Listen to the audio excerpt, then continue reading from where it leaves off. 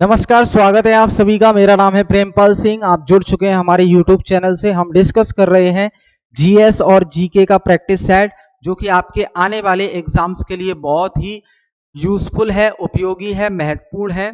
आप रेलवे का कोई भी एग्जाम दे रहे हो, जैसे कि आरपीएफ का एग्जाम शुरू होने वाला है और एनटीपीसी आएगा आगे, है ना, और इसके अलावा कोई भी ग्रुप डी का आएगा इसके बाद, और इसके अलावा जो इंजीनियरिंग के एग्जाम है रेलवे के, तो उसमें जो जीएस जीके का पोर्शन आता है, सबके लिए ये क्लास बहुत महत्वपूर्ण है। ये हमारी 17 नंबर की क्लास है, 17वें नंबर की क्लास है। ये कंप्लीटली पिछले सालों में पूछे गए प्रश्न पत्रों पर आधारित है। साथ ही साथ कुछ संभावित प्रश्न भी इसमें शामिल किए जाते हैं। और इस क्लास में आपको पीवाईक्यू के अलावा करंट अफेयर्स भी मिलेंगे, स्टैटिक जीके भी मिलेगा। ठीक है, तो शुरू करते हैं शानदार सेशन को। प्रश्न आपके सामने है, which one of the following is not correct. ध्यान रखना, नॉट करेक्ट, क्या सही नहीं है वो पूछ रहा है। Which one of the following is not correct with regard to the election to the Lok Sabha. Lok Sabha के जो चुनाव होते हैं, आपको पता है, हर 5 साल में। तो लोकसभा के चुनाव के संदर्भ में आपको 1 2 3 4 पॉइंट्स दिए गए हैं। आपको बताना है कौन सा ऑप्शन करेक्ट नहीं है। तो देखते हैं। Elections are on the basis of adult suffrage. Adult suffrage के बिहाफ पे इलेक्शन होते हैं। बताओ, यानी कि 18 साल एक निश्चित आयु है ना, उसके बाद वोट दे सकते हैं। बिल्कुल सही है। Election commission is required to conduct the election. Election commission ही इलेक्शन करवाता है। तीसरा, electoral rolls are prepared under the direction and control of president of India. जो मतदाता सूची होती है वो भारत के राष्ट्रपति के निर्देशन में और नियंत्रण में तैयार की जाती है। मतदाता सूची, तो ऐसा तो नहीं है भारत के राष्ट्रपति के कंट्रोल में थोड़ी ना की जाती है, वो तो इलेक्शन कमीशन ऑफ इंडिया के डायरेक्शन में की जाती है। तो ये सी गलत हो गया, गलत ही बताना है आपको। चौथा पढ़ो, on the request of the election commission. चुनाव आयोग की रिक्वेस्ट पर president is required to make available to the election commission such staff. यानी कि चौथा पॉइंट कह रहा है कि चुनाव आयोग को जरूरत होती है तो राष्ट्रपति को बोलते हैं जितनी कर्मचारियों की जरूरत पड़ती है इलेक्शन टाइम पे ड्यूटी लगाने के लिए, वो सब कर्मचारी राष्ट्रपति मुहैया कराएंगे इलेक्शन कमीशन को। यही डी ऑप्शन बोला है, तो ये बिल्कुल सही बात है। तो पहला, दूसरा और चौथा ये सही है। गलत कौन सा हो गया? सी। और गलत ही आपसे पूछा है तो सी आंसर हो जाएगा। सी आंसर हो जाएगा, ध्यान रखेंगे। तो जो लोकसभा के इलेक्शन है, जो लोकसभा के इलेक्शन है, वो लोकसभा के इलेक्शन प्रत्यक्ष रूप से होते हैं, यानी कि डायरेक्ट इलेक्शन होता है। प्रत्यक्ष रूप से इलेक्शन होते हैं, डायरेक्ट इलेक्शन होता है, यानी कि जनता सीधे वोट देती है। जनता वोट देती है। ठीक है, ध्यान रखेंगे, लोकसभा के चुनाव में जनता वोट देती है। हर 5 साल में एक बार चुनाव होता है। ये पहले भी हो सकता है, वैसे 5 साल में तो होता ही है, 5 साल में होता है। ठीक, लोकसभा के चुनाव में जिस पार्टी का बहुमत आ जाता है या बहुमत ना आए, गठबंधन करके बहुमत साबित कर दे, उसी पार्टी का प्रधानमंत्री बन जाता है देश में, यानी कि उसी पार्टी की सरकार बन जाती है। ठीक है, ध्यान रखेंगे, बहुत बढ़िया। Prior to the completion of tenure the Lok Sabha can be dissolved. यानी कि लोकसभा का चुनाव हम जानते हैं कि 5 साल में होता है। क्या 5 साल पूरा होने से पहले ही लोकसभा को भंग किया जा सकता है, लोकसभा को डिसॉल्व किया जा सकता है? जी हां, बिल्कुल किया जा सकता है, बिल्कुल किया जा सकता है। क्या प्रेसिडेंट के ऊपर यह निर्भर करता है? ना जी, केवल प्रेसिडेंट के ऊपर नहीं करता। क्या लोकसभा के स्पीकर के ऊपर यह निर्भर करता है कि वो जब मन चाहे तब उसको भंग कर दे? नहीं। C, by the president on the recommendation of the council of minister. बिल्कुल सही बात है। मंत्री परिषद यानी कि मंत्री परिषद जिसका मुखिया प्रधानमंत्री होता है, जिसका मुखिया कौन होगा? पीएम होता है। तो अगर मंत्री परिषद सिफारिश करे राष्ट्रपति से कि आप भंग कर दो लोकसभा, तो राष्ट्रपति भंग कर देंगे। तो सी ऑप्शन हो जाएगा कि काउंसिल ऑफ मिनिस्टर की रिकमेंडेशन पर president can dissolve Lok Sabha at any time. अब काउंसिल ऑफ मिनिस्टर सिफारिश करेगी क्यों? क्योंकि हर कोई चाहता है सत्ता में बने रहना। मंत्री परिषद जो कि सरकार में है वो क्यों कहेगी लोकसभा भंग कर दोगे जिससे सरकार गिर जाए?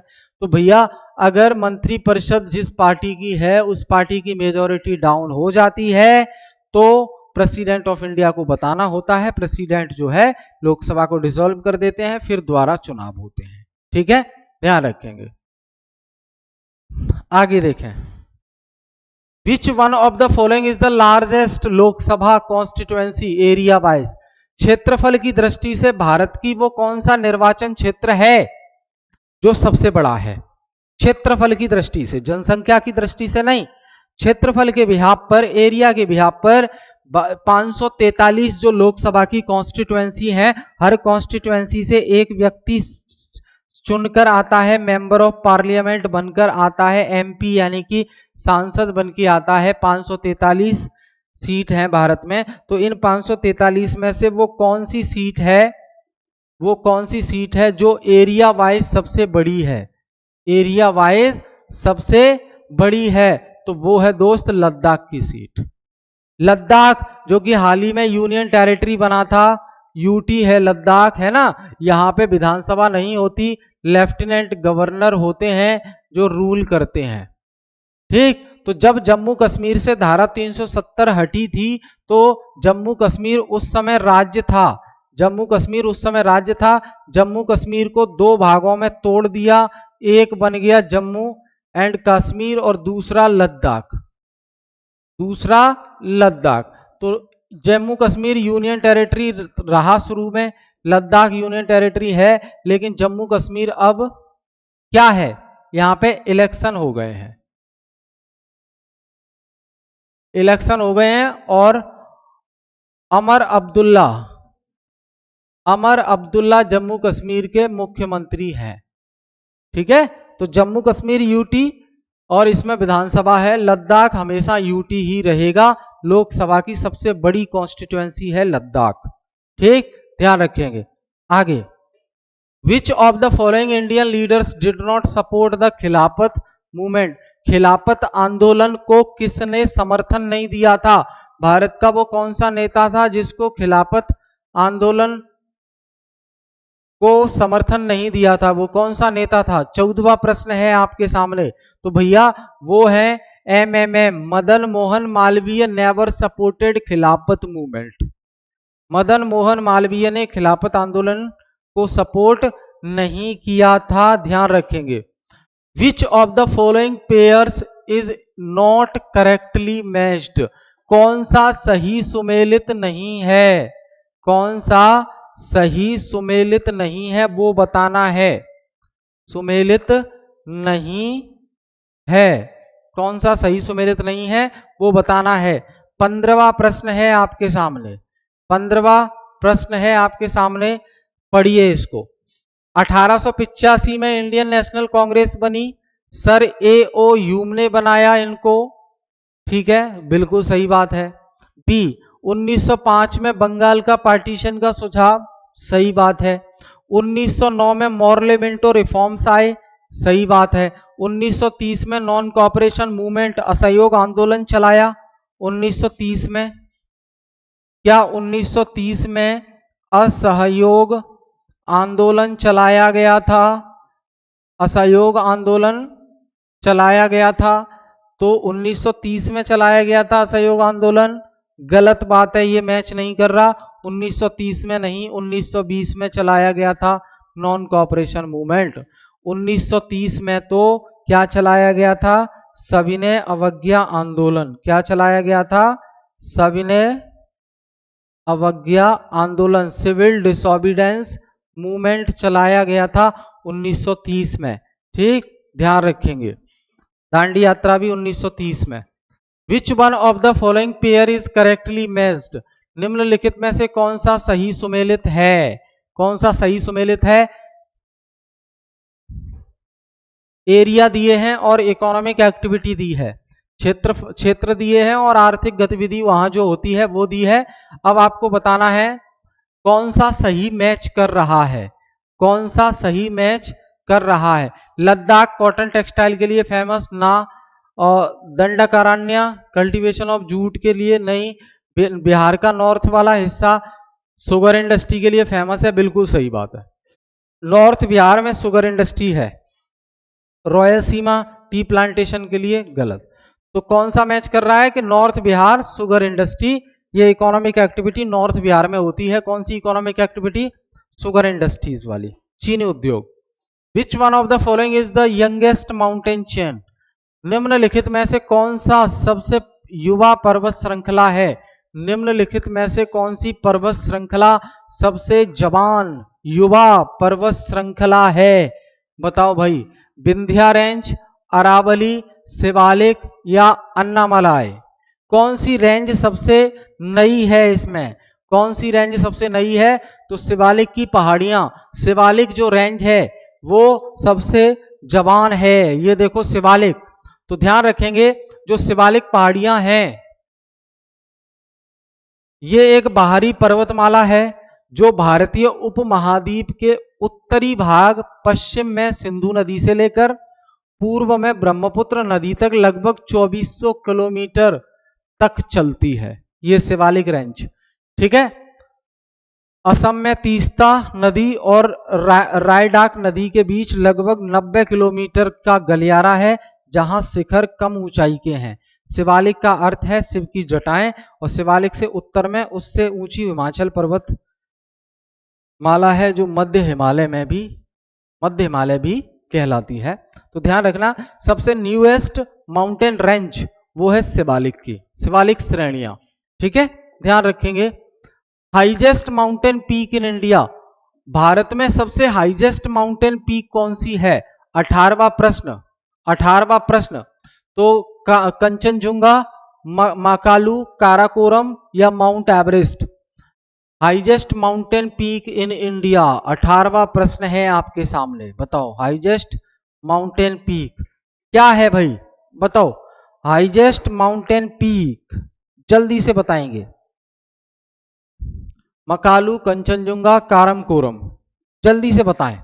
यहां देखो कंचनजुंगा हाईएस्ट माउंटेन पीक है, कंचनजुंगा हाईएस्ट माउंटेन पीक है, क्योंकि देखो जो माउंट एवरेस्ट है इंडिया में पूछा है ना, माउंट एवरेस्ट है 8848 मीटर, नेपाल में है ये। गॉडविन ऑस्टन K2 की जिसे कहते हैं 8611 मीटर इंडिया में है, और Kangchenjunga 8598 metre India versus Nepal, और उसके बाद Makalu 8463 metre Nepal. Highest peak of India is Godwin Austen, highest peak of India is Godwin Austen, लेकिन गॉडविन ऑस्टिन तो दी नहीं है तो इसलिए कंचनजुंगा हो जाएगा। ठीक है, इस प्रश्न के हिसाब से। Which bank become the first bank to open its branch in China? निम्नलिखित में से वो भारत की कौन सी बैंक है जो ऐसी पहली बैंक बन गई है चीन में अपनी शाखा खोलने वाली? ऐसी इन चारों में से वो कौन सी बैंक है जो चीन में शाखा खोलने वाली पहली भारतीय बैंक बन गई है? तो बिल्कुल सही सोचा आपने, एसबीआई। एसबीआई ने अपनी चाइना में ब्रांच पहली 2006 में खोली थी, 2006 में पहली ब्रांच खोली थी स्टेट बैंक ऑफ इंडिया ने चाइना में। ठीक है, तो स्टेट बैंक ऑफ इंडिया इसे पहले इंपीरियल बैंक ऑफ इंडिया के नाम से जानते थे। पहले इसे क्या कहते हैं? इसे कहते थे इंपीरियल बैंक ऑफ इंडिया कहा जाता था। 55 आते इसको स्टेट बैंक ऑफ इंडिया कर दिया गया, स्टेट बैंक ऑफ इंडिया कर दिया गया। ठीक है, और अब ये जो है एक लार्जेस्ट पब्लिक सेक्टर बैंक है। ये क्या है? एक लार्जेस्ट पब्लिक सेक्टर बैंक है, ये लार्जेस्ट पब्लिक सेक्टर बैंक है ये। ठीक है, ध्यान रखेंगे। Which country recently supported India's bid for permanent membership in UN security council. संयुक्त राष्ट्र सुरक्षा परिषद में भारत की एक स्थायी दावेदारी हो, सीट हो, इस बात का समर्थन किसने किया है? नेपाल, श्रीलंका, भूटान, म्यांमार। तो श्रीलंका ने किया है। किसने किया है? सॉरी, भूटान ने किया है। ठीक है, ध्यान रखेंगे। तो C answer is the correct answer, Bhutan answer हो जाएगा। क्या होगा? Bhutan answer is the correct answer. Bhutan ने आवाज उठाई है कि भारत को भी यूएनएससी यानी कि यूनाइटेड नेशन सिक्योरिटी काउंसिल में परमानेंट सीट मिलनी चाहिए। ठीक, करंट अफेयर का सवाल है, where was the first conference for women peace keepers 2025 held? Women peace keepers 2025, peace keepers मतलब शांति चाहने वाले। तो विमेन पीस कीपर्स 2025 की जो कॉन्फ्रेंस हुई है वो कहां? चेन्नई, नई दिल्ली, पुणे, हैदराबाद। तो ध्यान देंगे, ये जो कॉन्फ्रेंस है 2 दिन की कॉन्फ्रेंस है, ये 2 दिन की कॉन्फ्रेंस है और ये नई दिल्ली में है। कहां पर है? नई दिल्ली में। ठीक है, ministry of defence, ministry of external affair, इन सब ने मिलकर इसको अंजाम दिया है। ठीक है, क्लियर?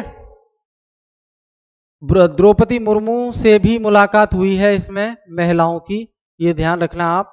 ठीक है, तो conference for women peace keepers 2025 कहां पे हेल्ड हुई? नई दिल्ली, ध्यान रखेंगे। अगला, which organisation has launched its first quantum computing chip?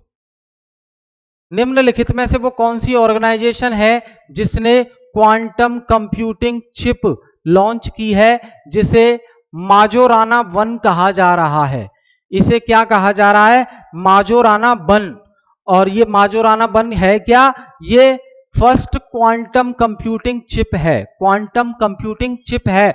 इस चिप को लॉन्च करने वाली कंपनी कौन सी है? हाल ही में माइक्रोसॉफ्ट ने लॉन्च किया है इसको किसने लॉन्च किया है? माइक्रोसॉफ्ट ने लॉन्च किया है।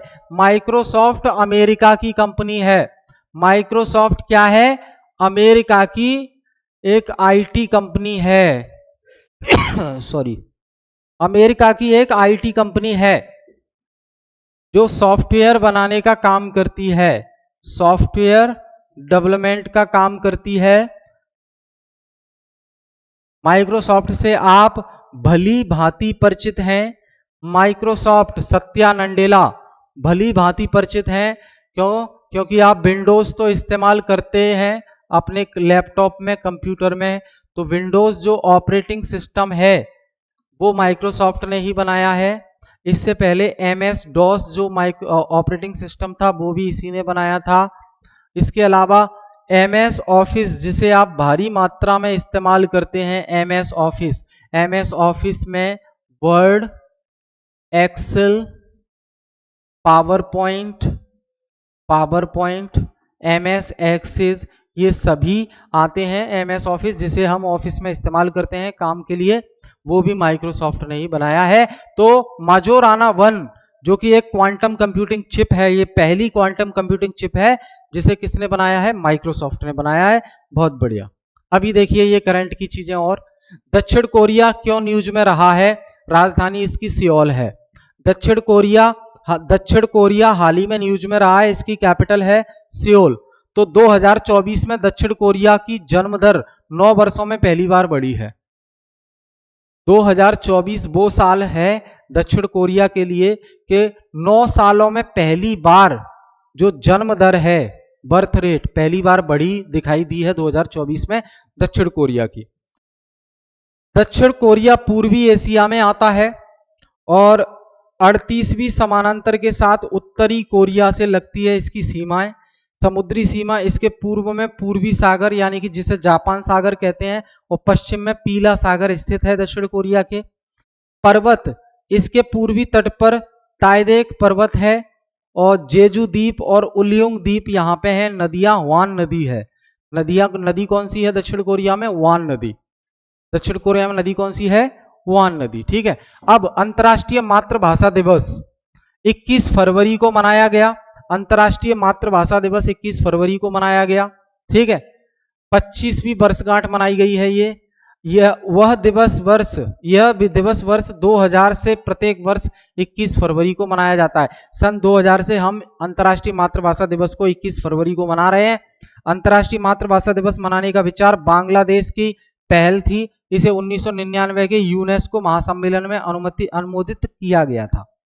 उद्देश्य इसका समावेशिता, बहुभाषी शिक्षा, अल्पसंख्यक एवं स्वदेशी भाषाओं के संरक्षण को बढ़ावा। विश्व स्तर पर 40% जनसंख्या को उस भाषा में शिक्षा प्राप्त करने की सुविधा नहीं है जिसे वो बोलते और समझते हैं। वर्ल्ड लेवल पे समझिए आप, वर्ल्ड लेवल पे यानी कि मुझे जो भाषा समझ आती है, जो मैं बोलता हूं, उस भाषा में शिक्षा अवेलेबल नहीं है मेरे लिए। ऐसे कितने लोग हैं विश्व में? 40% लोग ऐसे हैं जिन्हें उनकी खुद की भाषा में शिक्षा नहीं मिल रही है। समझ रहे हैं? ठीक है। तो ये बहुत जरूरी है कि अपनी खुद की भाषा में शिक्षा हो। तो बजट 2025-26 जो आया है, इसमें जो भाषा, अब खुद की भाषा में जो है सिलेबस और बुक्स और ये सब मीडियम लाया जा रहा है। ये प्रयास है भारत सरकार का। ठीक है। तो ये था आज की क्लास हमारी। फिर मिलेंगे हम नेक्स्ट क्लास में। बहुत बहुत धन्यवाद आप सभी का।